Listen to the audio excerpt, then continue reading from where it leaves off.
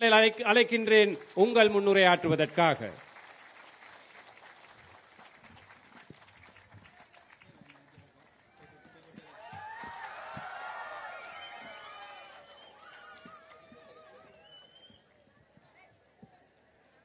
ගෞරවනීය අපේ හාමුදුරන් වහන්සේලාගෙන් කුරුක්කල් තුමාලාගෙන් අවසරයි. கௌரவமிக்க எமது பிக்கு மாரே, அதே போன்று எமது கௌரவமிக்க மத தலைவர்களே, அனைவருக்கும் வணக்கம். මේ අවස්ථාවට සම්බන්ධ වෙලා ඉන්න අපේ ප්‍රවාහන ඇමතුමා, ඒ වගේම දීවර ඇමතුමා, இந்நேரத்திலே கலந்து கொண்டிருக்கும் எமது அமைச்சர், நெடுஞ்சாலைகள் அமைச்சர், அதே போன்று கடற்தொழில் நீரியல் அமைச்சர், ඒ වගේම පාර්ලිමේන්තු මන්ත්‍රීවරුන් වන අපේ කුමරන් සහෝදරයා, රාම් සහෝදරයා, அதே போன்று பாராளுமன்ற உறுப்பினர்களான இளங்குமரன், රජීවන් සහෝදරයා, ரஜீவன் தோழர் அவர்கள், භවනානන්දන් සහෝදරයා, பவானந்தன் தோழர் அவர்கள் ඇතුළු සහභාගීලා ඉන්න අම්මලා තාත්තලා සහෝදර සහෝදරයන්ගේ අවසරයි. உள்ளிட்ட இங்கு கலந்து கொண்டிருக்கும் அனைவருக்கும் வணக்கம். පළමු කොටම තමුන්නාන්සේලා සියලු දෙනාටම අපි ස්තුතිවන්ත වෙනවා. පහුගිය මහා මැතිවරණයේදී මේ යාපනයේ දිස්ත්‍රික්කයේ මේ ප්‍රදේශවල විශාල ජනතාවක් අප කෙරෙහි විශ්වාසය තබලා ඡන්දෙ දුන්නා. முதற்கண் இங்கு கூடியிருக்கும் இந்த மக்களுக்கு, பொதுவாக யாழ்ப்பாணத்தில் இருக்கும் மக்களுக்கு, இந்த கடந்த தேர்தல்களிலே தேசிய மக்கள் சக்தியின் வெற்றிக்காக பாடுபட்டு கஷ்டப்பட்டு எங்களுக்கு ஒத்துழைப்பை வழங்கிய தொடர்பாக அனைத்து மக்களுக்கும் இந்த நேரத்திலே நன்றியை தெரிவித்துக் கொள்கின்றேன். ඒ ඡන්දය ජාතික ජනබලවේගයේ ආණ්ඩුවක් හදන්න විතරක් ඉවහල් වුණු උපයෝගී වුණු ඡන්දයක් නෙවෙයි. அந்த வாக்கு என்பது தேசிய மக்கள் சக்தியின் ஒரு அரசாங்கத்தை அமைப்பதற்காக மட்டும் வழங்கிய ஒரு வாக்கு அல்ல. තමුන්නාන්සේලා ඡන්දෙ දීලා අපේ മന്ത്രിවරු ගණනාවක් පාර්ලිමේන්තුවට ඇරියා. ඒක අපේ ආණ්ඩුව හදන්න ශක්තියක්. நீங்கள் வாக்களித்து பாராளுமன்ற உறுப்பினர்களை பாராளுமன்றத்திற்கு அனுப்பி ஒரு அரசாங்கத்தை அமைப்பதற்காக ஒத்துழைப்பு வழங்கினீர்கள். அது எமக்கு பெரிய ஒரு சக்தி ஆகியது. හැබැයි ඊට වඩා ලොකුම ශක්තිය තමයි අපේ රටේ ජනතාව එකතු කරන්න තමුන්නාන්සේලා ඡන්දෙ දුන්නා. அதையும் விட மிகப்பெரிய சக்தி தான் இந்த நாட்டிலே மக்கள் அனைவருமே ஒன்று சேர்ப்பதற்காகவும் அந்த வாக்களித்துள்ளீர்கள். அதுதான் மிகப்பெரிய சக்தியாக நாங்கள் இந்த தேர்தல் முடிவுகளிலே காண்கின்றோம். ලංකාවේ පළමු වතාවට ආණ්ඩුවක් හැදුනා. උතුරේ ජනතාවද, දකුණේ ජනතාවද, නැගෙනහිර ජනතාවද, කඳුකරේ ජනතාවද සියලු ජනතාවගේ විශ්වාසය දිනාගත්තු ආණ්ඩුවක්. இலங்கையிலே முதற் தடவையாக ஒரு அரசாங்கம் அமைக்கப்பட்டது. இலங்கையிலே வாழ்கின்ற வடமாகாண மக்கள், தென் மாகாண மக்கள், கிழக்கு, மேற்கு, மலையகம், இவ்வாறான அனைத்து மாகாணங்களையும் பகுதிகளையும் ஒன்று சேர்த்த ஒரு அரசாங்கம் தான் இம்முறை. දශක ගණනාවක් අපේ රටේ මොන වගේ දේශපාලනයක්ද තිබුණේ? பல வருட காலமாக, பல தசாப்தங்களாக எமது நாட்டில் எவ்வாறான ஒரு அரசாங்கம் இருந்தது. උතුරේ වෙනම දේශපාලනයක්, දකුණේ වෙනම දේශපාලනයක්, කඳුකර නැගෙනහිර වෙනම දේශපාලනයක්, ඒ විදිහට තමයි දේශපාලනය තිබුණේ. வடக்கிலே ஒரு தனியான அரசியல், தென்பகுதியிலே இன்னொரு தனியான அரசியல், மலையகம் அல்லது கிழக்கு, மேற்கு தனித்தனியான அரசியல் தான் காணப்பட்டதாக இருந்தது. අපේ රටේ පැරණි දේශපාලකයෝ අපේ ජනතාව බෙදන දේශපාලනයක හිටියේ. எமது நாட்டிலே பழைய அரசியல்வாதிகள், எங்களுக்கு முன்னிருந்த அரசியல்வாதிகள் மக்களை பிரித்துத்தான் அரசியலை செய்தார்கள். ඒක කොච්චර බෙදුවද කියනවනම් යුද්ධයක් ඇති වෙනකම් බෙදුවා. எவ்வளவு பிரித்தாலும் கொள்கையை கடைபிடித்தார்கள் என்று கூறினால் ஒரு யுத்தம் உருவாகும் அளவுக்கு மக்களை பிரித்தாலும் கொள்கையை உட்படுத்தினார்கள். ඒ නිසා අපේ පරම්පරාව යුද්ධ කරගත්තා. ஆகவே எமது பரம்பரை யுத்தம் செய்து கொண்டார்கள். අපේ පරම්පරාව සැකය, අවිශ්වාසය, ක්‍රෝධය, වෛරය වපුරලා ජීවත් වුණා. எமது அந்த காலகட்டம் என்பது, எமது பரம்பரை என்பது சந்தேகம் அல்லது எதிர் மனப்பான்மை, இவ்வாறான பல்வேறுபட்ட அந்த முரண்பாடுகளோடு தான் நாங்கள் வாழ்ந்து கொண்டிருந்தோம். අපිට තවත් බෙදෙන්න ඕනද? எங்களுக்கு இன்னும் பிரிய வேண்டுமா? බෙදෙන්න ඕනද? பிரிய வேண்டுமா? නෑ. අපි ලංකාවේ පළමු වතාවට ආණ්ඩුවක් හැදුනා. ජනතාව බෙදෙන එක වළක්වලා ජනතාව එකතු වෙන දේශපාලනයකට ආණ්ඩුවක් හැදුනා. இலங்கை வரலாற்றிலே நாங்கள் முதற் தடவையாக ஒரு அரசாங்கத்தை அமைத்தோம். மக்களை பிரிப்பதற்கு பதிலாக மக்களை ஒன்று சேர்க்கும் ஒரு அரசாங்கத்தை நாங்கள் அமைத்தோம். මේ ගම්වලට මීට කලින් රාජ්‍ය නායකයෝ ජනාධිපතිවරු ඇවිල්ලා තියෙනවද? இந்த பகுதிகளுக்கு அரசாங்கத்திலே பெரிய அதிகாரிகள் அல்லது ஜனாதிபதி போன்றவர்கள் இதற்கு முன் வருகை தந்திருக்கின்றார்களா? ඇයි ஏன் அது? බෙදුණු ආණ්ඩුවක් තියෙනකොට එහෙමයි. ஒரு பிரிந்திருக்கும் அரசாங்கம் இருக்கும் போது அப்படித்தான். හැබැයි දැන් තියෙන්නේ බෙදීම අවසන් කරපු එකතු කරන ආණ්ඩුවක්. ඒ නිසා තමයි අපි වැලි වැටිතුරේට ඇවිල්ලා මේ දහස් ගණන් අම්මලා තාත්තලා සහෝදර සහෝදරයන් හම්බ වෙන්නේ. இன்று இருப்பது மக்களை பிரிப்பதற்கு பதிலாக மக்களை ஒன்று சேர வைக்கும் ஒரு அரசாங்கம். ஆகவே தான் நாங்கள் இன்று வெல்வெட்டி துறைக்கும் வந்து உங்களை நாங்கள் சந்தித்து இவ்வாறு கதைக்கின்றோம். මේ හයිය මේ එකතු වීම අපි යලි වෙන් වෙන්න ඉඩ දෙනවද? இவ்வாறு நாங்கள் ஒன்று சேர்ந்ததை மீண்டும் ஒரு முறை பிரிப்பதற்கு அளிப்போமா? අපි ඈත් වෙනවද? நாங்கள் இன்னும் ஒதுங்குகிறோமா? නෑ අපි ඔක්කොම එකතු වෙන්න ඕන. இல்லை, நாங்கள் அனைவருமே ஒன்றாக சேர வேண்டும். මම මේ සැරේ අයවැය ලේඛනයට දානවා අලුත් යෝජනාවක්. இம்முறை வரவு செலவு திட்டத்திற்கு தோழர் புதிய ஒரு யோசனை போடுகின்றாராம். අපේ රටේ හැම වෙලාවම තියෙන්නේ අපි එකිනෙකාට වෙනස් වූ උත්සව. நாங்கள் அனைவருக்குமே இந்த நாட்டிலே வாழ்கின்ற ஒவ்வொரு சாரார் ஒவ்வொரு இனத்திற்கு இருப்பது வெவ்வேறான விழாக்கள், வைபவங்கள். தைப்பொங்கல் උත්සවය දෙමළ ජනතාව හින්දු ජනතාව සමරනවා. தைப்பொங்கல் இந்து தமிழ் மக்கள் கொண்டாடுகிறார்கள். වෙසක් උත්සවය බෞද්ධ ජනතාව සමරනවා. விசாக் பண்டிகை பௌத்தர்கள் கொண்டாடுகிறார்கள். ක්‍රිස්තියානි ජනතාව නත්තල් සමරනවා. கிறிஸ்தவர்கள் நத்தாரை கொண்டாடுகிறார்கள். ඉස්ලාම් ජනතාව රාමසාන් සමරනවා. இஸ்லாமியர்கள் ராமசானை கொண்டாடுகிறார்கள். හැබැයි දෙමළ සිංහල මුස්ලිම් බෞද්ධ හින්දු කතෝලික ඉස්ලාම් අපි ඔක්කොම එකතු වෙලා සමරන දිනයක් ඕනේ නැද්ද අපිට?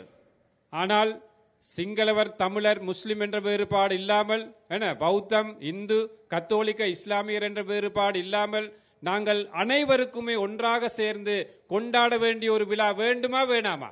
අපි සැලසුම් කරලා තියෙනවා. අපි සැලසුම් කරලා තියෙන ඔක්තෝබර් මාසේ මේ සියලු ජනපජාවන්ගේ සංස්කෘතීන්, ආහාර රටා, ජීවන රටාව, ඒ වගේම අඳින පළඳින රටා, මේ ඔක්කොම එකට එකතු කරලා සංගීතය, නාට්‍ය, කවි මේ ඔක්කොම එකතු කරලා ජාතියේ මහා මංගල්‍යය අපි ලෑස්ති කරලා තිබෙනවා. ஆகவே இந்த நாட்டிலே இருக்கும் அனைத்து மக்களுடைய ஒன்று சேர்வினால் அக்டோபர் மாதத்திலே, அதாவது இந்த நாட்டில் அனைத்து மக்களுடைய கலாச்சாரம், பண்பாடு, பழக்க வழக்கங்கள், உடை அலங்காரங்கள் அல்லது உணவுப் பொருள் தயாரிப்பு, உணவு கலாச்சாரம், இவை அனைத்துமே ஒன்று சேர்த்த ஒரு விழாவை நடத்துவதற்காக நாங்கள் திட்டமிட்டு இருக்கின்றோம். අපි ඈත්ලා හිටියට අපේ දරුවන්ට ඈත්ලා ඉන්න දෙන්න හොඳ නෑ. நாங்கள் கடந்த காலங்களிலே பிரிந்திருந்தாலும் எமது பிள்ளைகளுக்கு அந்த பிரிப்பதற்கான சூழலை நாங்கள் உருவாக்க கூடாது. අපේ පරම්පරාව යුද්ධ කරගත්තට අපේ දරුවන්ගේ පරම්පරාවට යුද්ධ කරගන්න ඉඩ දෙන්නේ නෑ. எமது பரம்பரை யுத்தம் செய்தாலும் எமது பிள்ளைகளுக்கு ஒரு யுத்தத்தை ஏற்படுத்த நாங்கள் கூடாது.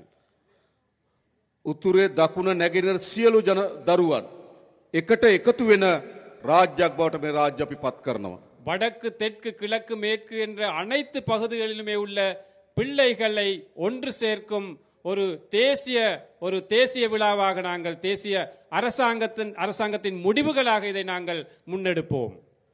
ලංකාවේ පළමු වතාවට ආණ්ඩුවක් හැදුනා පොඩි මිනිස්සුන්ගේ ආණ්ඩුවක්. இலங்கை வரலாற்றிலே முதற் தடவையாக சாதாரண மக்களுடைய ஒரு அரசாங்கம் அமைக்கப்பட்டிருக்கின்றது. එහෙම නෙවෙයිද? அப்படி இல்லையா?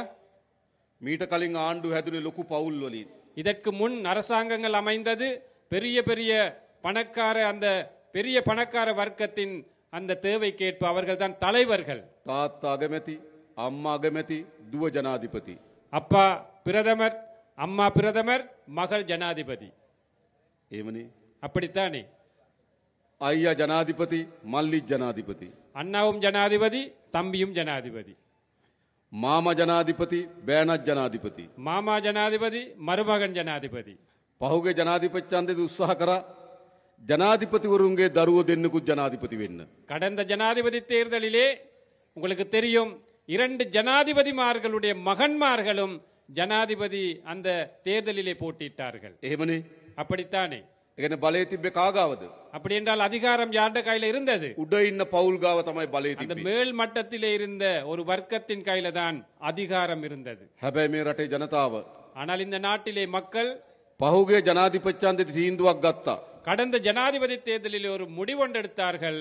උඩ පවුල් වලින් மேல்மட்ட அந்த வர்க்கத்தில் இருந்து බලය පහළ පවුල් අතර මාරු කරන්න. அந்த அதிகாரத்தை சாதாரண மக்களிட கையிலே வழங்க வேண்டும் என்று. හොඳ නැද්ද? நல்லமா கெட்டதா? නල්ලම්. නල්ලම්. නේද? දැන් අපිට තියෙන මොකද්ද? இப்போ எங்கள் முன்னூர் இருக்கும் දැන් හදලා තියෙනවා පොඩි මිනිස්සුන්ගේ ආණ්ඩුවක්.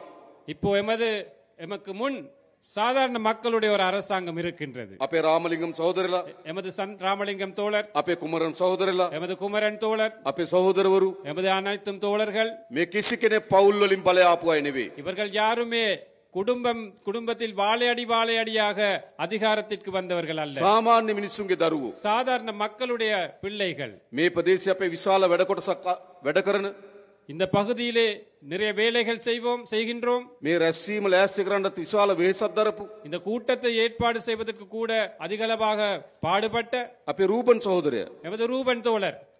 සාමාන්‍ය මිනිස්සු අපි. சாதாரண மக்கள் நாங்கள். එහෙනම් දැන් ආණ්ඩුවක් හැදලා තියෙන මොන වගේ ආණ්ඩුවක්ද? ஆகவே ஒரு அரசாங்கம் அமைந்திருக்கின்றது. எவ்வாறான அரசாங்கம்? අපේ ආණ්ඩුවක්. எமது அரசாங்கம். එහෙම නෙවෙයිද? அப்படி இல்லையா? මේක කාගේ ආණ්ඩුවද? இது யாருடைய அரசாங்கம்? අපේ ආණ්ඩුව. எமது අපි அரசாங்கம். ඔක්කොගේම ආණ්ඩුව. எமது அனைத்து மக்களுடைய அரசாங்கம். එහෙනම් අපිට අභියෝග කීපයක් තියෙනවා. ஆகவே எங்களுக்கு நிறைய சவால்களும் இருக்கின்றன. පළමු කොට මේ ග්‍රාමීය ජනතාවගේ දුප්පත්භාවය නැති කරන්න ඕන. முதலாவதாக இந்த கிராமிய வறுமையை நாங்கள் ஒழித்து கட்ட வேண்டும். එහෙම නෙවෙයිද? அப்படித்தானே? හොඳ නිවහසක් නැහැ. சிறப்பான ஒரு வீடு இல்லை, ආදායම් මාර්ග නැහැ. வருமான வழி இல்லை, පානීය ජලය නැහැ. குடிநீர் இல்லை, ගමට එන්න හොඳ පාරක් නැහැ. வீட்டுக்கு வர்றதுக்கான கிராமத்துக்கு வர்றதுக்கான දරුවට பாதை උගන්නන්න இல்லை, හොඳ පාසලක් නැහැ. பிள்ளைக்கு நல்ல ஒரு ஸ்கூல் இல்லை, දීවර රස්සාව කරන්න විදියක් மீன்பிடி නැහැ. கடற்தொழில் செய்ய முடியவில்லை. විශාල බැටකන ජනතාවක්. எந்த பக்கத்திலும் எமக்கு கஷ்டங்களே இருக்கின்றன. අපේ ආණ්ඩුව எமது அரசாங்கம், අපි ඔක්කොම එකතු වෙලා හදාගත්තු ආණ්ඩුව. நாங்கள் அனைவருமே ஒன்று சேர்ந்து அமைத்த அரசாங்கம். ක්‍රමානුකූලව පියවරෙන් පියවර படிப்படியாக මේ ප්‍රශ්න ඔක්කොම විසඳන්න ලෑස්ති අපි. இந்த அனைத்து பிரச்சனைகளும் தீர்க்க தயாராக இருக்கின்றோம். හොඳද? நல்லமா? අපි ඉස්සරලම මේ අස්වැසුම දෙන ජනතාවගේ දීමනාව අපි වැඩි කරා.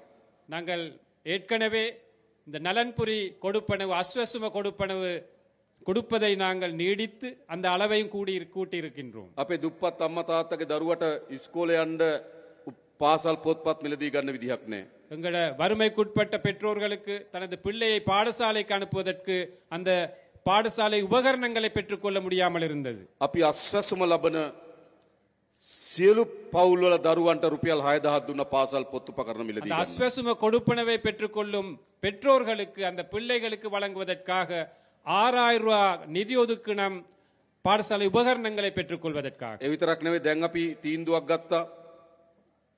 ළමයි 300ට වඩා අඩු සියලු පාසල් වල දරුවන්ට රුපියල් 6000ක දීමනාවක් දෙන්න පාසල් පොත් මිලදී ගන්න. அதே போன்று நாங்கள் இன்னொரு முடிவெடுத்து இருக்கின்றோம். 300க்கு குறைந்த பிள்ளைகள் படிக்கும் பாடசாலைகளிலே அந்த அனைத்து பிள்ளைகளுக்கும் 6000 ரூபாய் கொடுப்பனவு பாடசாலை உபகரணங்கள் பெற்றுக்கொள்வதற்காக வழங்குவோம் என்று. ඇයි අපි එහෙම කරන්නේ? ஏன் நாங்கள் அப்படி මේ செய்கின்றோம்? ගම්වල දුප්පත්භාවය ඉවත් කරන්න නම් දරුවන්ට හොඳට උගන්වන්න ඕන. இந்த கிராமங்களிலே, இந்த பகுதிகளிலே வறுமையை ஒழித்து கட்ட வேண்டுமானால் பிள்ளைகளுக்கு நாங்கள் சிறப்பான கல்வியை கொடுக்க வேண்டும், வழங்க வேண்டும். එනිසා තමුන්නාන්සලා මහන්සි වෙන දරුවන්ට උගන්වන්න. ஆகவே நீங்களும் உங்களோட பிள்ளைகளுக்கு படிப்பிப்பதற்காக ஒத்துழையுங்கள், செயற்படுங்கள். දුප්පත්භාවයෙන් අපි මිදමු, දරුවන්ට උගන්වමු. வறுமையிலிருந்து நாங்கள் மீளுவோம், பிள்ளைகளை படிக்க வைப்போம். අපි තීන්දුවක් අරන් තියෙනවා සියලු පාසල්වල ගුරු පුරප්පාඩු ඉවත් කරලා විශේෂයෙන්ම මේ අවුරුද්දේ අපි අලුතෙන් ගුරුවරු බඳව ගන්නවා පුරප්පාඩු වලට. அதே போன்று நாங்கள் இன்னொரு முடிவெடுத்திருக்கின்றோம். அனைத்து பாடசாலைகளிலும் ஆசிரியர் குறையை பற்றாக்குறையை நிவர்த்தி செய்து புதிய ஆசிரியர்களை நாங்கள் நியமனம் வழங்கி அதற்கு பெற்றுக்கொண்டு சிறப்பான இந்த கல்வியை முன்னுக்கு கொண்டு போவதற்காக අපේ දිසාපතිතුමා ඉන්නවා එතුමා දන්නවා ගුරු හිගේ තියෙන පාසල් අපිට කියන්න අපි ගුරුවරු එවන්නම්. எமது மாவட்ட செயலாளர் இருக்கின்றார் இங்கே.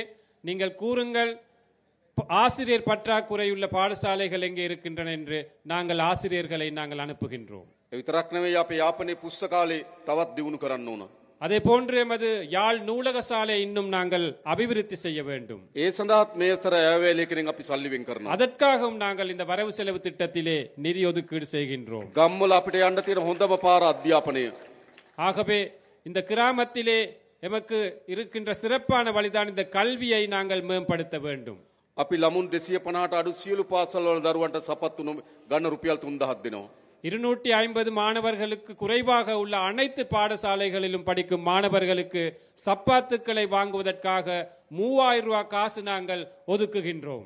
අර පාසල් වලින් ආහාර දෙන ළමයිට එක වේලකට දුන්න රුපියල් 60යි ඒක අපි 100 දක්වා වැඩි කරනවා. பாடசாலையிலே உணவு வழங்கிய பாடசாலையில் உங்களுக்கு தெரியும் 60 ரூபாய் மட்டும்தான் ஒரு பிள்ளைக்கு ஒதுக்கப்பட்டிருந்தது. அந்த 60 ரூபாவை 100 ரூபாய் வரை நாங்கள் அந்த அளவை அதிகரிக்கின்றோம். චීන රජය අපිට එකඟ වෙලා තියෙනවා සියලු දරුවන්ට නොමිලේ ලබන අවුරුද්දේ ඇඳුම් ලබා දෙන්න. சீன அரசாங்கம் ஒத்துக்கொண்டிருக்கின்றார்கள். இந்த வருடத்திலே வழங்கியதை போன்று அடுத்த வருடத்திலும் பாடசாலை சீருடைகளை இலவசமாக வழங்குவதற்கு. ඒ නිසා අපි වැඩිම වෙහෙස දරනවා දරුවන්ට උගන්වන්න. ஆகவே நாங்களும் மிகவும் கஷ்டப்படுகின்றோம் பிள்ளைகளின் கல்வி தரத்தை உயர்த்துவதற்காக. ලෑස්තිරි දරුවන්ට උගන්වන්න. நீங்கள் தயாரா பிள்ளைகளை படிப்பிப்பதற்கு? අපි සහාය දෙන්නම්. நாங்கள் ஆதரவு கொடுக்கின்றோம். ඒ විතරක් නෙවෙයි අලුත් දරුවන්ට අපි රස්සා දෙන්නත් උනා.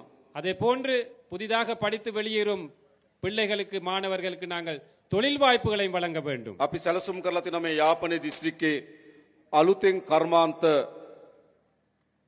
පුර 3ක් ඉදි කරන්න. அதே போன்று நாங்கள் எதிர்பார்க்கின்றோம் இந்த வட மாகாணத்திலே புதிய தொழில் பேட்டைகள் கைத்தொழில் மையங்கள் 3 அமைப்பதற்கு. කංකසන්තුරේ காங்கேசன்துறை, පරන්තන් பரந்தன், සහ මාංකුලම් மாங்குளம் අලුත් කර්මාන්ත පුර 3ක් ඇති කරනවා. 3 புதிய தொழில் பேட்டைகள் அல்லது பொருளாதார மையங்களை நாங்கள் அமைக்க திட்டமிட்டிருக்கின்றோம். අපි විදේශගත ශ්‍රී ලාංකිකයන්ට ආරාධනා කරනවා වගේ ආයෝජනය කරන්න එන්න කියලා. நாங்கள் அழைக்கின்றோம் வெளிநாடுகளில் இருக்கும் இலங்கையர்களுக்கு, புலம்பெயர் இலங்கையர்களுக்கு அவற்றில் முதலீடுகள் செய்ய வாருங்கள் என்று. වැඩියෙන්ම මේ පළාත් වල ජීවත් වෙන තරුණයන්ගේ අපේක්ෂාව රට අත්හැරලා යන එක. இங்கிருக்கும் இளைஞர்களுடைய எதிர்பார்ப்பும் இந்த நாட்டை விட்டு வெளியேறுவதுதான் எதிர்பார்ப்பாக இருக்கின்றது. ඇයි රස්සාවක් නැහැ? ஏன் சரியான ஒரு தொழில் இல்லை. අපි කර්මාන්ත පුර ටික හදන්නම් ඕගොල්ලන්ගේ දරුවන්ට රස්සා ටික හොයලා දෙන්න. நாங்கள் அந்த தொழில் மையங்களை கைத்தொழில் மையங்களை அமைக்கின்றோம் உங்களுக்கு தொழில் வாய்ப்புகளை பெற்றுக்கொள்வதற்காக. ඒ වගේම මේ අවුරුද්දේ අපි රජයේ පුරප්පාඩු පුරවන්නත් බලාපොරොත්තු වෙනවා. அதே போன்று இந்த வருடத்தில் நாங்கள் அரச துறையில் இருக்கும் வெற்றிடங்களை நிரப்புவதற்கும் எதிர்பார்க்கின்றோம். විශේෂයෙන්ම අපි අපේ පොලිසිය වල විශාල හිගයක් තියෙනවා දෙමළ භාෂාව කතා කරන අය. எமது போலீஸ் துறை எடுத்துக்கொண்டால், காவல்துறை எடுத்துக்கொண்டால் மிகப்பெரிய வெற்றிடம் ஒன்று இருக்கின்றது. தமிழர்கள் அந்த போலீஸ் துறையிலே குறைவாகத்தான் இருக்கின்றார்கள். අපි මේ අවුරුද්දේ පොලිසියට අලුතෙන් 2000ක් බඳව ගන්න බලාපොරොත්තු වෙනවා. දෙමළ තරුණයන්ට අපි ආරාධනා කරනවා පොලිසියට බැඳෙන්න කියලා.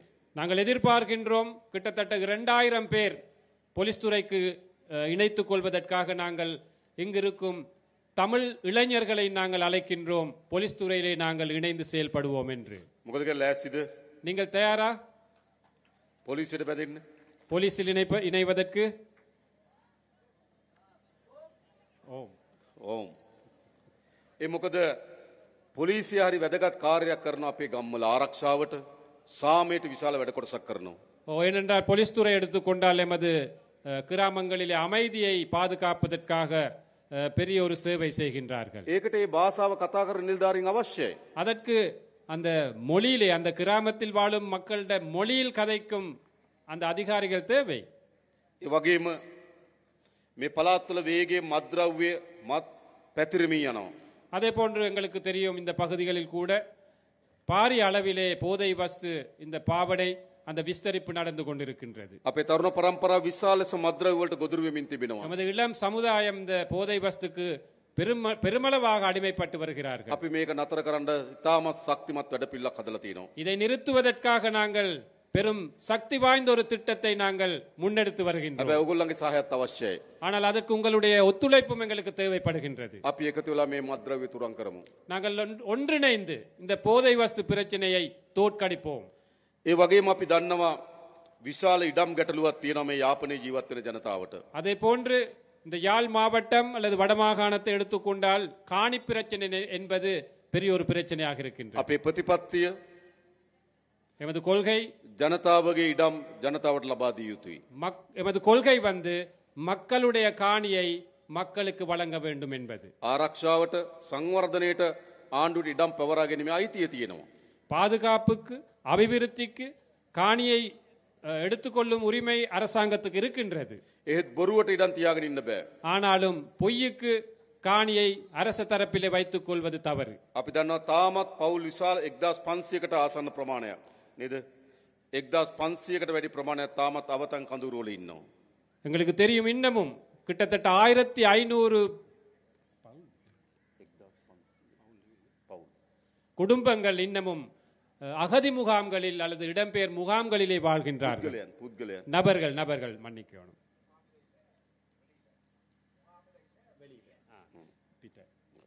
ඒ නිසා ඒගොල්ලන්ට අපි ඉක්මනින්ම තමන්ගේ වාසස්ථාන ලබා දෙන්න කටයුතු කරනවා. ஆகவே அவர்களுக்கும் நிரந்தரமான வீடுகள் வீட்டு வசதிகளை செய்து கொடுப்பதற்காக நாங்கள் முடிவெடுத்திருக்கின்றோம். අපි ඉඩම් ගැටලුව විසඳන්න. நாங்கள் காணி பிரச்சனை தீர்க்கின்றோம். ඒ විතරක් නෙවෙයි ගම්වල அது மட்டுமல்ல கிராம மட்டத்திலே විශාල ලෙස පාරවල් කඩා වැටලා තියෙන්නේ. நிறைய பாதைகள் போக இயலாத ஒரு நிலையில இருக்கின்றன. ගම් වතුර නිසා හානි වුණා. வெள்ளப்பெருக்கு பிரச்சனை இருக்கின்றது. කාලයක් තිස්සේ නඩත්තු නොකරපු නිසා හානි වෙලා நீண்ட තියෙනවා. நாட்களாக அந்த பாதையை பராமரிக்கவில்லை. අපි අද දිස්ත්‍රික් සංවර්ධන කමිටුව කැඳෙව්වා. நாங்கள் இன்று மாவட்ட அபிவிருத்தி குழு கூட்டத்தை கூட்டினோம். ඒදී අපි මාර්ග සංවර්ධන අදාළ නිලධාරීන්ගෙන් ඇහුවා කීයක් ඕනද පාරවල් හදන්න මේ අවුරුද්දේ හදන්න පුළුවන් ගාන කියන්න. ඒකට අපි සල්ලි වෙන් කරලා දෙනවා. அந்த கூட்டத்திலே கேட்டிருக்கின்றார் எவ்வளவு நிதி தேவை, அந்த பாதைகளை புனரமைப்பதற்கு புதிதாக அமைப்பதற்கு எவ்வளவு நிதி தேவை, அந்த நிதியை இந்த வருடத்திலே வரவு செலவு திட்டத்திலே வழங்குவோம் என்று தோழர் வாக்குறுதி அளிக்கின்றார். පාරවල් ටික හදන්න ඕන. அந்த பாதைகளை அமைக்க வேண்டும். හොඳ පානීය වතුර දෙන්න ඕන. சிறப்பான குடிநீர் வசதியை கொடுக்க வேண்டும். ඒව තමයි ජනතාවගේ ප්‍රශ්න. அவைதான் மக்களுடைய பிரச்சனைகள். ද අපි ආණ්ඩුවක් හදලා තියෙනවා මොකටද? நாங்கள் ஒரு அரசாங்கத்தை அமைத்திருக்கின்றோம். எதற்காக? ජනතාවගේ ප්‍රශ්න විසඳන්න ආණ්ඩුවක්. மக்களுடைய பிரச்சனைகளை தீர்ப்பதற்கான அரசாங்கம். ජනතාවගේ ආණ්ඩුවක් மக்களுடைய அரசாங்கம் අපි හදලා තියෙනවා. நாங்கள் அமைத்திருக்கின்றோம். අපි දන්නවා දැන් කාලාන්තරයක් තිස්සේ எங்களுக்கு தெரியும் நீண்ட நாட்களாக මේ උතුරු මුහුද இந்த வடமாகாண இந்த கடற்பரப்பு විශාල දීවර ගැටලුවක් තියෙනවා. பெரும்பான்மையான மீன்பிடி கடற்தொழில்களுடைய பிரச்சனைகள் காணப்படுகின்றன. අපේ දීවර ජනතාව එකෙන් විශාල ලෙස බැට කනවා. எமது மீனவர்கள் அதில் கவலைப்படுகின்றார்கள், கஷ்டப்படுகின்றார்கள். මුහුදේ තියෙන පරිසර පද්ධතිය පවා විනාශයට ලක් වෙනවා. அந்த கடல் அடியில் உள்ள அந்த நிலைகள் கூட சுற்றுச்சூழல் கூட அழிவடைந்து අපේ வருகின்றன. දීවරෙන්ට මුහුද යන්න බැරි තත්ත්වයක් ඇති වෙලා තිබෙනවා. எமது மீனவர்களுக்கு கடற்தொழிலுக்கு போக இயலாத ஒரு நிலை இருக்கின்றன. මේ ප්‍රශ්නේ විසඳන්න ඕන. அந்த பிரச்சனை தீர்க்க வேண்டும். අපි ඉන්දියානු රජයත් එක්ක කීප අවස්ථාවකදී සාකච්ඡා කරා. நாங்கள் இந்திய அரசாங்கத்திடம் பல தடவைகள் பேச்சுவார்த்தை நடத்தினோம். නාවික හමුදාවන්ට අපි ආරක්ෂාව තහවුරු කරන්න කියලා නියෝග දුන්නා. கடற்படைக்கு எமது கடற்பரப்பிலே பாதுகாப்பை வலுப்படுத்த வேண்டும் என்ற அந்த கட்டளை நாங்கள் விட்டிருக்கின்றோம். ද පියවරෙන් පියවර படிப்படியாக ක්‍රමානුකූලව මේ දීවරය මුහුණ දී තිබෙන ගැටලුව අපි විසඳන්න කටයුතු කරනවා. இந்த கடற்தொழிலாளர்கள் மீனவர்கள் முகம் கொடுக்கும் பிரச்சனைகளை நாங்கள் தீர்ப்போம். මේ මුහුද තමුන් වහන්සේලාගේ මුහුද. இந்த கடற்பரப்பு என்பது உங்களுடைய கடல். මාළුවන් අල්ලන්න අයිතිය තියෙන තමුන් වහන්සේලාට. மீன் பிடிக்கும் உரிமை இருப்பது உங்களுக்கு. ඒ අයිතිය අපි තහවුරු කරන්න ඕන. அந்த உரிமையை நாங்கள் உறுதிப்படுத்த வேண்டும். ඒ සඳහා අපිට කාලයක් දෙන්න. அதற்கு சில காலங்கள் எங்களுக்கு வழங்குங்கள். හැබැයි විසඳන්න ඕනේ ප්‍රශ්නේ. கட்டாயமாக நாங்கள் அதை தீர்க்க வேண்டும், தீர்க்க வேண்டிய ஒரு பிரச்சனை. අපේ දීවර ජනතාව බයෙන් எமது மீனவர்கள் பயந்து මුහුදු යන්නේ නැතුව கடலுக்கு செல்லாமல் මුළු මාළු සම්පතම විනාශ කරමින් ஒட்டுமொத்த மீன் வளத்தையும் அழித்த வண்ணம் නීති විරෝධී ට්‍රෝලර් යාත්‍ර උපයෝග කරගනිමින් சட்டவிரோதமான ட்ரோலர்களை பயன்படுத்தி මේ කරන විනාශය නතර කළ යුතුයි. இந்த அழிவை நிப்பாட்ட வேண்டும். கட்டாயமாக නතර කරන්න ඕනේ නැද්ද? நிப்பாட்ட வேணாமா? வேணும். අපි ඒක කරන්න ඕන. நாங்கள் அதை செய்ய வேண்டும். අපි ඒ සඳහා වැඩ කටයුතු කරමින් ඉන්නවා. அதற்காக நாங்கள் செயல்பட்டு கொண்டிருக்கின்றோம். මොකද මේක අපේ මුහුද අපේ ජනතාව. என்றால் இது எங்களுடைய மக்கள், எமது கடற்பரப்பு. ඒඳ ප්‍රශ්න අපි විසඳීම සඳහා උපරිම උත්සාහයක් දරනවා. ஆகவே பிரச்சனைகள் தீர்ப்பதற்காக நாங்கள் முழு மூச்சாக செயல்படுவோம். ඒ වගේම පහුගිය මැතිවරණයේදී அதே போன்று கடந்த தேர்தலிலே ජනතාවගේ විශාල උවමනාවක් තිබුණා. மக்களுடைய மிகப்பெரிய ஒரு எதிர்பார்ப்பாக இருந்தது, අපේ රටේ මේ දේශපාලන සංස්කෘතිය වෙනස් කරන්න. எமது நாட்டிலே இந்த அரசியல் கலாச்சாரத்தை மாற்றி அமைக்க வேண்டும் என்று. අපේ රටේ දේශපාලනය තිබුණේ எமது நாட்டில் அரசியல் இருந்தது, මහජනයාට වඩා උඩින් ඉන්න දේශපාලනයක්. மக்களை விட மேலாக இருக்கும் அரசியல் தான் எமது நாட்டிலே காணப்பட்டது. මහජනයාත් එක්ක සමීප දේශපාලනයක් නෙවෙයි. மக்களுடைய நெருக்கம் ஒன்று இருக்கவில்லை. නායකයෝ ඉන්නේ ජනතාවට වඩා උඩින්. தலைவர்கள் இருப்பது மக்களை விட மேலாக. මහජනයාගේ ධනෙ විශාල ප්‍රමාණයක් පාලකයෝ නාස්ති කරනවා. உங்களுடைய வரிப்பணத்தை அதிகாரிகள் எவ்வளவு வீணாக்கினார்கள், විශාල ප්‍රමාණයක් හොරකම් කරනවා. அதிகளவானதை களவெடுத்தார்கள், திருடினார்கள். අපි ඒක නතර කරපු ආණ්ඩුවක්. அதை நிறுத்திய அரசாங்கம் ஒன்று எமது அரசாங்கம் என்பது. මේ කංකසන්තුරෙත් හදලා තියෙනව නේද ජනාධිපති මන්දිරය? வெல்வெட்டித்துறை அல்லது காங்கேசன் துறையிலையும் இருக்குதானே ஜனாதிபதி மாளிகை ஒன்று. දැකලා තියෙනව නේද? கண்டிருக்கிறீங்களா? மயிலட்டி. මයිලිටි ප්‍රදේශයේ තියෙනවා. ඔව්. මෙහෙට ජනාධිපති මන්දිරයක් ඕනද? இங்க ஜனாதிபதி மாளிகை ஒன்று தேவையா? මට නම් එපා. தோழருக்கு வேணாமா? ඕගොල්ලන්ට ඕනද? உங்களுக்கு வேணுமா? வேண்டாம். මට එපා. தோழருக்கு வேண்டாமாம் அது. අපි අද දිසාපතිතුමාටත් ආණ්ඩුකාරතුමාටත් කිව්වා ඒකට ගැලපෙන ව්‍යාපෘතියක් හොයලා දෙන්න. අපි ඒකට ජනාධිපති මන්දිරය දෙන්නම්.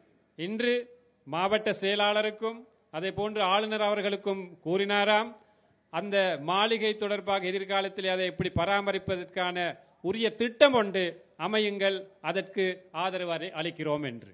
හොඳද? நல்லமா? ඒක යුනිවර්සිටි එකක් දාන්න හොඳයි නම් අපි ඒක කරමු. அதுல பல்கலைக்கழகம் ஒன்று போட வேணுமா இருந்தா அதுக்கு சப்போர்ட் பண்றோம். සංස්කෘතික මධ්‍යස්ථානයක් දාන්න ඕන නම් ඒක කරමු. கலாச்சார ஒரு மண்டபமாக அமைக்க வேண்டும் என்றால் அதற்கு ஆதரவு தெரிவிக்கும். හොඳයිනේ. நல்லமா? මෙහෙ විතරක් නෙවෙයි නුවරඑළිය මාලිගයටත් අපි ඒක කරනවා. இங்கு மட்டுமல்ல, நுவரெலியாவிலும் இருக்கு, அதற்கும் அப்படித்தான் செய்வோம். අනුරාධපුරයකටත් ඒක කරනවා. அனுராதபுரத்தில் இருக்கும், அதற்கும் அப்படித்தான் செய்வோம். මයියංගනයකටත් ඒක කරනවා. மையாங்கனையில் இருக்கு ஒன்று, அதற்கும் அப்படித்தான் செய்வோம். කතරගමයකටත් ඒක කරනවා. கதிர்காமத்தில் இருக்கு, அதற்கும் அப்படித்தான் செய்வோம். මේ හැමතැනම ජනාධිපති මන්දිර. அனைத்து இடங்களிலுமே ஜனாதிபதி மாளிகைகள். අවර අවතාර කියලා ෆිල්ම් එකක් තිබ්බ නේද? அவதார் என்ற ஒரு படம் இருந்துச்சு, பாத்தீங்களா? අවතාර කමලහාසන් නේ. කමලහාසන් හිටියේ නේද අවතාර? அவதார் ඈ? அவதாரம் අවතාරම්. දස අවතාරම්. தசாவதாரம். ඒ වගේ තමයි ජනාධිපතිත්. නේද? එක එක ස්වරූපයෙන් ඉන්න එක එක මාලිගා. தசாவதாரம் மாதிரி என்ன, ஒவ்வொரு மாளிகைகள் ஒவ்வொரு விதமாக இருக்கிறது தான் அதுகளை அமைச்சிருக்கு. අපි ඒක වෙනස් කරනවා. அதை நாங்கள் மாற்றி அமைப்போம். හොඳයිනේ. நல்லந்தானே? රයිට්. ඇයි ඒ? ஏன் அது? මහජනයාගේ දෙන මෙච්චර නායකයෝ නාස්ති කරන්න හොඳ නෑ. மக்களுடைய பணத்தை வீணாக்க கூடாது இந்த தலைவர்கள். මහජනයාගේ ධනය නායකයෝ මෙච්චර වියදම් කරන්න හොඳ නෑ. மக்களுடைய பணத்தை இந்த அரசியல் தலைவர்கள் இவ்வாறு செலவழிக்க கூடாது. අපි දුප්පත් රටක්. நாங்கள் வறுமைக்குட்பட்ட ஒரு நாடு, ජනතාවත් දුප්පත්. மக்களும் வறுமைக்குட்பட்டவர்கள். නායකයා தலைவர் දසවදාර. தசாவதாரமாக இருக்கின்றார். හොඳද? நல்லமா அது? ඒ දේශපාලන වෙනස් වෙන්න ඕනේ නැද්ද? அந்த அரசியல் மாறணுமா வேணாமா? අන්න ඒ දේශපාලන අපි වෙනස් කරලා තියෙනවා. அந்த அரசியலை நாங்கள் மாற்றிருக்கின்றோம். මේ දේශපාලන තමයි අපේ රටට ඕන. இந்த அரசியல் தான் நமக்கு தேவைப்படுவது. ඒ නිසා අපේ රට ගොඩනැගීමේ දිශාවට අපි පය තබලා තියෙනවා. ஆகவே இந்த நாட்டை அபிவிருத்தி செய்யும் அந்த பயணத்தை நாங்கள் ஆரம்பித்திருக்கின்றோம். විශේෂයෙන් මේ උතුරු පළාත ඉලක්ක කරගත්තු සංවර්ධන සැලසුම් ගණනාවක් අපි සැලසුම් කරලා තිබෙනවා. விசேடமாக இந்த வடமாகாணத்தை இலக்காக வைத்த பல்வேறு அபிவிருத்தி திட்டங்களை நாங்கள் முன்னெடுக்க මම திட்டமிட்டிருக்கிறோம். කලින් කිව්වා වගේ කර්මාන්ත කලාප 3ක්, ஏற்கனவே கூறியதை போன்று தொழில் மையங்கள் 3, ඒ වගේම සංචාර කර්මාන්තය දියුණු කරන්න සැලසුමක්, அதே போன்று சுற்றுலாத்துறை வளர்ப்பதற்கான திட்டம், ඒ වගේම අපි හඳුනාගෙන තියෙනවා මේ උතුරු පළාතේ පොල් වගා කරන්න පුළුවන් අක්කර 40000ක් තියෙනවා කියලා. அதே போன்று நாங்கள் கண்டறிந்திருக்கின்றோம் இந்த வடமாகாணத்திலே தென்னை பயிர் செய்யக்கூடிய 40,000 ஏக்கர் காணிகள் இருக்கின்றது என்று මේ අයවැයෙන් අපි ඒකට සල්ලි වෙන් කරනවා. இந்த வரவு செலவு திட்டத்திலே அதற்காகவும் நாங்கள் நிதி ஒதுக்கீடு செய்கின்றோம். වගා කරන්න කැමති අයට அதில் பயிரிடக்கூடிய அந்த விருப்பமானவர்களுக்கு පොල් පැල දෙන, தென்னம்பிள்ளைகள் බිම සකස් කරගන්න මුදලක් දෙන, அந்த நிலத்தை செய்வதற்கான பணம், පොහොර දාන්න මුදලක් දෙනවා අපි. பசலையிடுவதற்காக நிதி நாங்கள் வழங்குவோம். ඔගොල්ලෝ වගා කරන්න. ලෑස්තිද? நீங்கள் பயிரிட விருப்பமாக இருந்தால் நாங்கள் அவற்றை வழங்க தயாராக இருக்கின்றோம். වගා කරන්න ඕන. தென்னை பயிர் செய்ய நாங்கள் අපි முன்னெடுக்க ඔක්කොම வேண்டும். එකතුලා මේ රට හදන්න ඕන. நாங்கள் அனைவருமே ஒன்றிணைந்த இந்த நாட்டை கட்டியெழுப்ப வேண்டும். මම දන්නවා මේ උතුරු පළාතේ ජනතාව எனக்கு தெரியும் இந்த வடமாகாணத்திலே உள்ள மக்கள் විශාල ලෙස කුස්කර්මාන්තයට විහිසෙන ජනතාවක්. கணிசமான மக்கள் விவசாயத்துறையில் ஈடுபடுகின்றார்கள். හැබැයි නිසි මිලක් නැහැ. ஆனால் சரியான விலை இல்லை, නිසි සැලැස්මක් නැහැ. சரியான ஒரு திட்டம் ஒன்று இல்லை. එඳ ගොවි ජනතාව මූණ දී තියෙන ගැටලු වලට අපි විසඳුම් හොයන්නම්. அவ்வாறு விவசாயிகள் முகம் கொடுத்திருக்கும் பிரச்சனைகளுக்கும் நாங்கள் தீர்வு வழங்குவோம். මේ වන විටත් අපි පෝර සානාධාර රුපියල් 25,000 දක්වා වැඩි කරා. ஏற்கனவே நாங்கள் பசலை மானியத்தை 25,000 ரூபாய் வரையும் நாங்கள் அதிகரித்தோம். අපිට ඕන ජනතාවගේ ජීවිතය උසස් කරන්න. எமக்கு தேவை சாதாரண மக்களுடைய வாழ்க்கை தரத்தை உயர்த்த வேண்டும். ගොඩක් අපේ මේ ගැටුම් පිටිපස්සේ තියෙන්නේ. நாம் முகம் கொடுக்கும் கணிசமான பிரச்சனைகளுக்கு பின்னால் இருப்பது, ගොඩක් මේ යුද්ධ පිටිපස්සේ තියෙන්නේ. கணிசமான இந்த யுத்தங்களுக்கு பின்னால் இருப்பது ආර්ථික ප්‍රශ්නයක් තියෙන වැඩිපුර. பொருளாதார பிரச்சனை தான் கூடிய பாகம் இருக்கின்றது. එඳ මේ ආර්ථික ප්‍රශ්නට අපි උත්තර හොයන්න ඕන. ஆகவே இந்த பொருளாதார துறை வளர்க்கும் அந்த பிரச்சனைகளுக்கு தீர்வு காண வேண்டும். ඒකට අපි සැලසුම් හදලා තියෙනවා. அதற்கு நாங்கள் திட்டங்களை அமைத்திருக்கின்றோம். ඒ වගේම භාෂාව. அதே போன்று மொழி உரிமை. අපි ප්‍රධාන වශයෙන් සිංහල දෙමළ භාෂාව කතා කරන ජන කණ්ඩායම් දෙකක් ඉන්නවා. பிரதானமாக இந்த நாட்டிலே தமிழ், சிங்களம் என்ற மொழிகளை கதைக்கும் மக்கள் இருக்கின்றோம். ඒ හැම පුරවැසියෙකුටම அந்த அனைத்து பிரஜைகளுக்கும் තමන්ගේ භාෂාවෙන් රාජ්‍යත් එක්ක ගනුදෙනු කරන තියෙන අයිතිය හදන්න ඕන. தனது தாய்மொழியிலே அரசாங்கத்துடன் தொடர்பு கொள்ளும் அந்த உரிமையை ஏற்படுத்த வேண்டும். තමන්ගේ භාෂාවෙන් පොලිසියට ගිහලා පැමිණිල්ලක් කරන්න අවස්ථාව තියෙන්න ඕන. தனது தாய்மொழியிலே போலீஸுக்கு போய் ஒரு முறைப்பாட்டை செய்வதற்கான உரிமை இருக்க வேண்டும். ඒ නිසා මේ භාෂාවෙන් ඇති වී තිබෙන අසමානතාවය අපි විසඳිය යුතුයි. ஆகவே இந்த மொழி ரீதியாக இந்த பிரிவினை நாங்கள் இல்லாதொழித்து ஒழிக்க வேண்டும். ඒ නිසා තමයි මං කලින් කිව්ව ඔබගේ දරුවන් පොලිසියට බන්ධන්න. ஆகவே தான் முதல்ல சொன்னார் தோழர், உங்களுடைய இந்த இளம் சக்திகள் போலீஸ் துறையில අපි சேருங்கள் என்று. ඊළඟ රජයේ රස්සාවලට ගන්නකොට ඔබගේ දරුවන් ඒවට බැඳින්න. அரச துறையில் ஆட்களை சேர்க்கும் போது உங்களோட பிள்ளைகளை அவற்றுக்கு இணையுங்கள். ඒ දෙමළ භාෂාවෙන් කතා කරන රාජ්‍ය සේවයක් අපිට අවශ්‍යයි. ஏனென்றால் தமிழ் மொழியிலே கலந்து அந்த கதைக்கும் அரச துறை ஒன்று எங்களுக்கு இந்த வடக்கிலே தேவைப்படுகின்றது. ඒක අපි හදන්න සැලසුම් කරලා තියෙනවා. அதை அமைப்பதற்கு நாங்கள் திட்டமிட்டு இருக்கின்றோம். ඒ වගේ ඊළඟ වැදගත් அதே போன்று இன்னொரு முக்கியமான விஷயம், අපේ ආගමික අයිතීන් පිළිබඳ සාධාරණත්වයක් තියෙන්න ඕන. எமது மத ரீதியான உரிமைகள் எங்களுக்கு பெற்றுக்கொள்வதற்கான அந்த சூழல் அமைய வேண்டும். මෙතන අපේ නායක හාමුදුරුවෝ වැඩ සිටිනවා. எமது நாயக்க தேரர் அவர்கள் இருக்கின்றார்கள். අපේ කුරුක්කොල් තුමාලා වැඩ සිටි. எமது குருக்கள் அவர்கள் வருகை தந்திருக்கின்றார்கள். අපි අතර ගැටුමක් තියෙන්න ඕනද? எமக்கிடையே ஒரு போட்டி முரண்பாடு ஒன்று இருக்கணுமா? ආගම අපේ විශ්වාසය. மதம் என்பது எமது எதிர்பார்ப்பு, நம்பிக்கை. එක්කෙනෙකුට කියන්න බෑ උඹ ඒ විශ්වාසය අත්තරපන් කියලා. யாருக்குமே வற்புறுத்த இயலாது அந்த நம்பிக்கையை கைவிட வேண்டும் என்று. ඒ එකිනෙකාගේ විශ්වාසය අපේ විශ්වාසයට ගරු කරන්න ඕන. அந்த ஒவ்வொரு நபர்களுடைய நம்பிக்கைக்கும் நாங்கள் நம்பிக்கையோடு செயல்படணும். අපි අපේ රටේ යලි எமது நாட்டில் மீண்டும் ஒரு முறை ආගම්වාදී மத ரீதியான முரண்பாடு, ජාතිවාදී இன ரீதியான முரண்பாடு, ගැටුමක් වර්ධනය වෙන්න ඉඩ දෙන්නේ ஒரு නෑ. முரண்பாடு ஏற்படுவதற்கு நாங்கள் இடமளிக்க மாட்டோம். පහුගිය දවස්වල கடந்த காலங்களிலே එවැනි ජාතිවාදී සටන් පාට අරගෙන කට්ටිය ඉස්සරහට එන්න පටන් ගත්තා. அவ்வாறான இன ரீதியான கோஷங்களை எழுப்பிக் கொண்டு சிலர் முன்னுக்கு வந்தார்கள். අපි ජාතිවාදී වපුරන අයට நாங்கள் இனவாதத்தை தூவுவர்களுக்கு නීතිය උපරිමයෙන් ක්‍රියාත්මක කරනවා. சட்டத்தை உயர்ந்த பட்சத்தில் நாங்கள் நடைமுறைப்படுத்த நடவடிக்கை எடுப்போம். අපිට තවත් ජාතිවාදී ඕනද? எங்களுக்கு இன்னும் இனவாதம் வேண்டுமா? අපිට ආගම්වාද ඕනද? எங்களுக்கு மதவாதம் வேண்டுமா? ඒව අවශ්‍ය නෑ. அவை எங்களுக்கு தேவையில்லை. යලි ජාතිවාදයට ආගම්වාදයට අපේ රටේ අපි ඉඩ දෙන්නේ නෑ. மீண்டும் ஒரு முறை இந்த இனவாதத்திற்கு மதவாதத்திற்கு நாங்கள் இடமளிக்க மாட்டோம். අපේ දරුවන් ආයේ ගැටුම්කාරී රටක් හදන්නේ නෑ අපි. අපේ දරුවන්ට ආපහු ගැටුම්කාරී රටක් හදන්න ඉඩ දෙන්නේ අපි. எமது பிள்ளைகளுக்கு மீண்டும் இனவாத மத ரீதியான மதவாத ஒரு முருகல் நிலை ஏற்படுத்த நாங்கள் இடமளிக்க மாட்டோம். ඒ පිළිබඳ අපි සැලසුම් හදලා තියෙනවා. அதற்கான திட்டங்களை நாங்கள் ඊළඟ அமைத்திருக்கிறோம். අපි එකිනෙකාගේ සංස්කෘතිය වෙනස්කම් තිබෙනවා. அதே போன்று எமது கலாச்சாரங்களிலே பல்வேறு வித்தியாசங்கள் ඒවට காணப்படுகின்றன. අපි ගරු කරන්න ඕන. அவற்றுக்கு நாங்கள் மதிப்பளிக்க வேண்டும். අපේ දරුවියන් ඉන්නවා.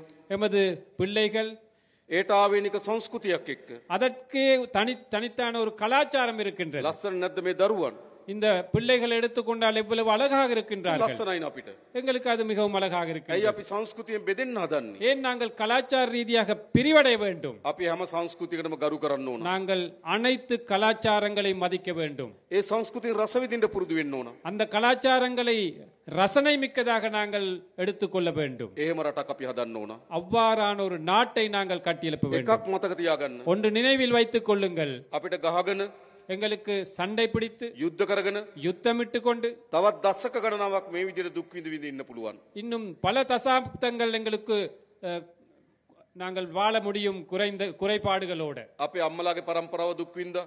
எமது பெற்றோர்களுடைய பரம்பரை கஷ்டப்பட்டார்கள். අපේ පරම්පරාව දුක් විඳා. நாங்கள் எமது பரம்பரை கஷ்டப்பட்டோம். මේ ගැටුම් යුද්ධ හදාගෙන අපිට ඕන නම් අපේ දරුවන්ගේ පරම්පරාවත් යුද්ධයකට තල්ලු කරන්න இந்த පුළුවන්. முறைகள் நிலை யுத்தங்களை ஏற்படுத்தி எமது இந்த பிள்ளைகளுடைய பரம்பரையும் எங்களுக்கு தேவை என்றால் கஷ்டமான ஒரு நிலைக்கு கொண்டு போகலாம். ඒ නිසා අපිට ගහගෙන මරාගෙන ඇන කොටාගෙන රටකට ඉස්සරහට යන්න බෑ. ஆகவே சண்டை பிடித்து முரண்பட்டு இவ்வாறு ஒரு நாட்டுக்கு முன்னுக்கு போக இயலாது. අපේ රට ඉස්සරහට යන්නෙම எமது நாடு முன்னுக்கு போவதாக இருந்தால் අපි අතර සමගිය හැදුනොත් විතරයි.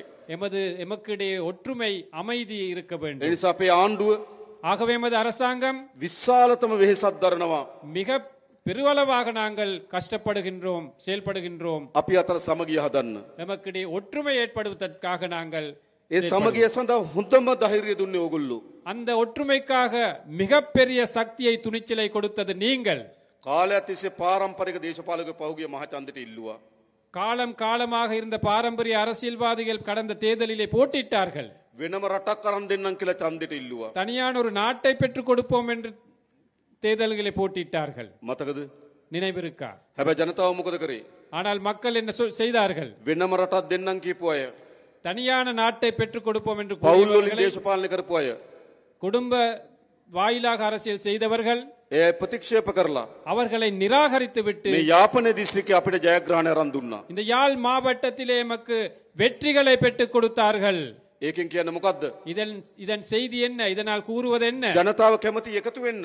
மக்கள் அனைவருமே ஒன்றாக சேர்ந்து வாழ ජනතාව விரும்பும். ගාව ජාතිවාදී නෑ. மக்கள் மத்தியிலே இனவாதம் இல்லை. ජනතාව ගාව ආගම්වාදී නෑ. மக்கள் மத்தியிலே மதவாதம் இல்லை. හැබැයි දේශපාලකයා ගාව තියෙනවා. ஆனால் அரசியல்வாதிகள் மத்தியிலே இருக்கின்றது அந்த அனைத்தும். ඕකයි ප්‍රශ්නේ උනේ. அதுதான் பிரச்சனையாக இருந்தது. උතුරෙත් දකුණෙත් வடக்கிலும் தெற்கிலும் දේශපාලකයන්ගේ පැවැත්ම උනේ ජාතිවාදය. அரசியல்வாதிகள் இருப்பாக காணப்பட்டது இனவாதம். දැනුත් නැවත නැවත දකුණේ හිසෝසවන්න උත්සාහ කරනවා. மீண்டும் தென்பகுதியிலே இனவாதம் தலை தூக்க சில செயற்பாடுகள் போகின்றன.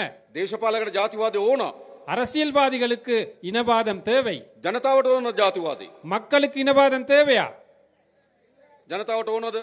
மக்களுக்கு தேவையா? අපිට ඕන මොකද්ද? எங்களுக்கு தேவை என்ன? ජාතික සමගිය ඕන. தேசிய ஒற்றுமை தேவை எங்களுக்கு. අපි එකතු වෙමු. நாங்கள் அனைவருமே ஒன்று சேருவோம். ආණ්ඩුවක් හදලා තියෙනවා. ஒரு அரசாங்கத்தை அமைத்திருக்கின்றோம். අපි ඔක්කොගේම ආණ්ඩුවක්. எமது அனைத்து மக்களுடைய ஒரு அரசாங்கம் මේ වැලිවැටතුරේ இந்த வெல்வெட்டி துறையில் මේ ජනතාවට වඩා இந்த மக்களை விட වෙනස් පවුල් වලින් අපි ආණ්ඩුව හදපු අය නෙවෙයි. வேறு குடும்பங்களால குடும்ப பின்னணிகளால் அரசாங்கத்தை அமைத்தவர்கள் அல்ல நாங்கள். අපි තමුන්වහන්සේලා වගේමයි. நாங்களும் உங்களை மாறித்தான். නැද්ද එහෙම? அப்படி இல்லையா? එහෙම නේද? ඉතින් අපේ ආණ්ඩුවක් නෙමේක. அப்ப இது எங்களுடைய அரசாங்கம். අපි මේ රට වෙනස් කරමු. நாங்கள் இந்த நாட்டை மாற்றி அமைப்போம். අලුත් යුගයකට ගෙන යමු. புதிய ஒரு யுகத்திற்காக ඒ நாங்கள் නිසා கொண்டு போவோம். තමුන්වහන්සේලා අපි කරේ තිබුණු විශ්වාසය ஆகவே எம் மீது வைத்த நம்பிக்கை අපි බිඳින්නේ නැහැ. நாங்கள் ஒருபோதும் சிதைக்க மாட்டோம். මතක තියාගන්න.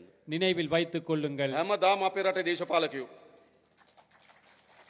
எப்பொழுதும் எமது நாட்டு அரசியல்வாதிகள் ජනතාවගේ විශ්වාසය බිඳිනවා.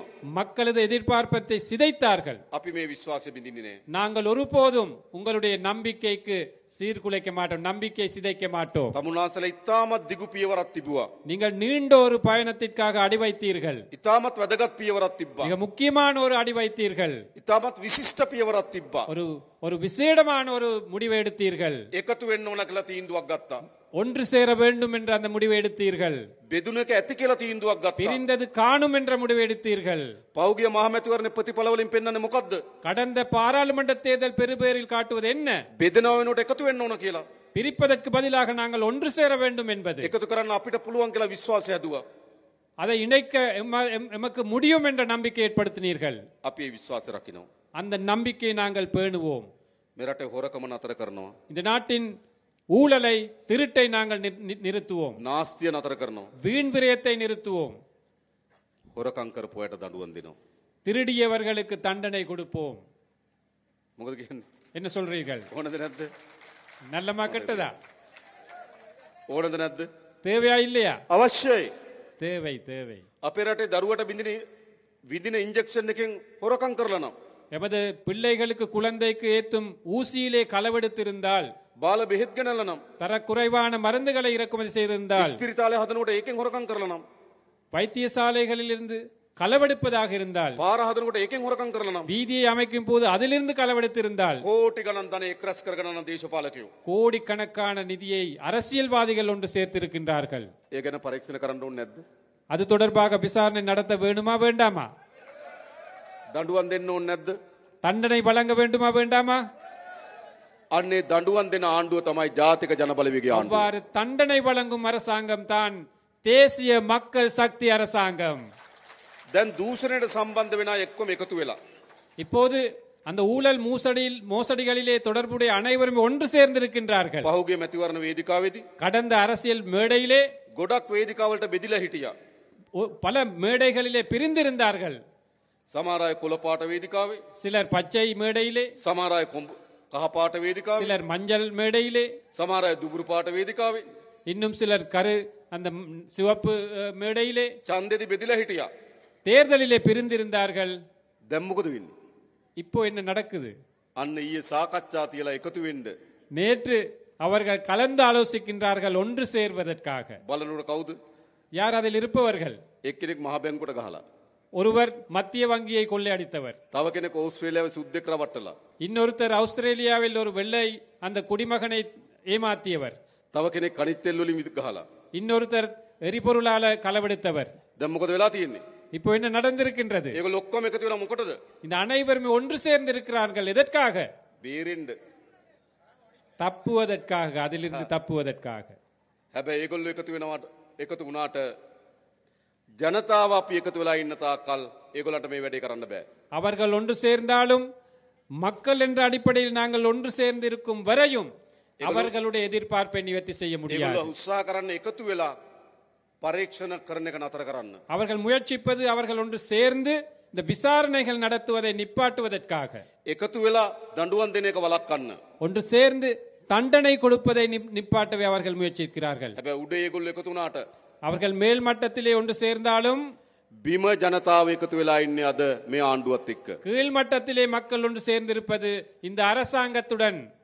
ඒ නිසා මේ දූෂිතයන්ට දඬුවම් දීමේ වැඩේ අපි කරනවා. ஆகவே நாங்கள் இந்த ஊழல் மோசடியாளர்களுக்கு தண்டனை வழங்கும் அந்த செயற்பாட்டை கட்டாயமாக நாங்கள் முன்னெடுப்போம். අන්න එහෙම ආණ්ඩුවක් මේ හැදිලා තියෙන්නේ. அவ்வாறான ஒரு அரசாங்கம் தான் அமைந்திருக்கின்றது. දැන් එනම් මොකද කරන්න ඕන?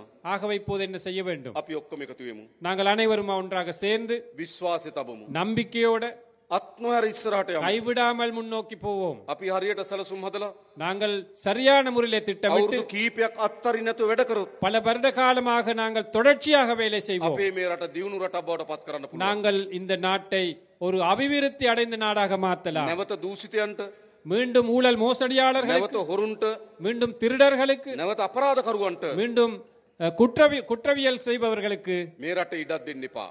ஒரு போதும் இடமளிக்க வேண்டாம் இந்த நாட்டிலே. ආයි ගේනවද? மீண்டும் ஒரு முறை அவங்களை நாங்கள் ගේනවද? பாராளுமன்றத்துக்கு கொண்டு வருவோமா? නෑ, මේක වෙනස් කරමු අපි. ஆமாம், நாங்கள் இதை மாற்றி அமைப்போம். ඒ වෙනුවෙන් අපි හැමදෙනාම එකතු වෙමු. நாங்கள் அனைவரும் இதற்காக ஒன்றுபடுவோம். ඉතින් අපිට විශාල සතුටක් තියෙනවා. நமக்கு மிகப்பெரிய ஒரு மகிழ்ச்சி இருக்கின்றது. මේ වැලිවැටි තුරේ இந்த வெல்வெட்டி துறையிலே මේ දහස් ගණනක් අම්මලා තාත්තලා එකතු වෙලා இந்த ஆயிரக்கணக்கான பெற்றோர்கள் இணைந்து අපිට සවන් දෙන්න අවිල්ලා තියෙනවා. எம்மை செவிமடுப்பதற்காக අපිට வந்திருக்கின்றீர்கள். කතා බහ කරන්න අවිල්ලා තියෙනවා. எம்மோட கலந்தாலோசிப்பதற்கு வந்திருக்கிறீர்கள். අපි විශ්වාස කරලා තියෙනවා. எம்மை நம்பி வந்திருக்கிறீர்கள். මේක සතුටුයි ගොඩක්. இது மிகவும் மகிழ்ச்சியாக இருக்கின்றது. බොහොම ස්තුතියි හැමදෙනාටම. அனைவருக்குமே மிகவும் நன்றி. நன்றி வணக்கம். நன்றி வணக்கம் என்று கூறிக்கொண்டு தோழர் விடை பெறுகின்றார். ஆகவே இந்த கூட்டத்தின் நிகழ்வுகளுடன் இத்துடன் நாங்கள் முடிவுக்கு கொண்டு வருகின்றோம். இங்கு வருகை தந்த அனைவருக்குமே நன்றி கூறிக்கொண்டு நாங்கள் விடை பெறுகின்றோம். நன்றி, வணக்கம்.